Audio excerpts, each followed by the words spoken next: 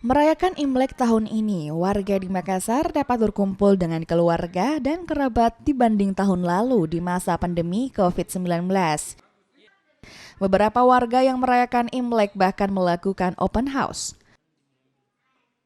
Tentunya walaupun tetap harus berjaga-jaga, ya selalu tetap harus berhati-hati karena COVID ini bukan dibilang nggak ada, tetap ada.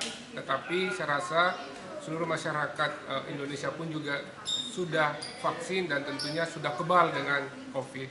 Maka dari itu momen-momen seperti inilah yang sangat ditunggu karena bagaimanapun silaturahmi antar masyarakat, antar tokoh masyarakat tetap harus terbangun. Sementara itu, Forum Kerukunan Umat Beragama di Sulawesi Selatan turut hadir dalam open house yang digelar oleh Paguyuban Sosial Marga Tionghoa Indonesia.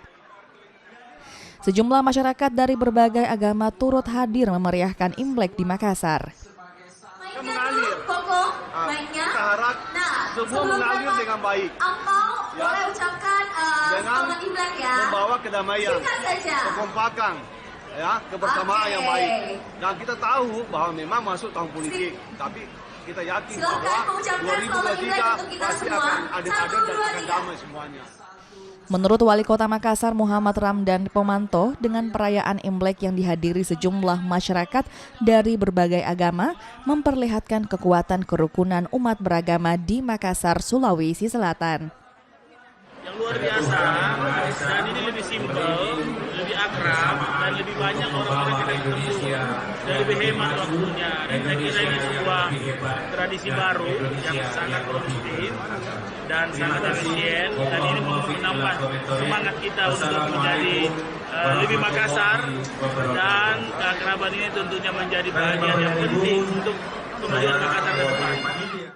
Perayaan Imlek di Makassar, Sulawesi Selatan tahun ini sangat berbeda dengan tahun lalu di masa pandemi COVID-19. Tahun ini warga yang merayakan Imlek dapat berkumpul bersama keluarga dan kerabat. Nila Rustam, Kompas TV Makassar, Sulawesi Selatan.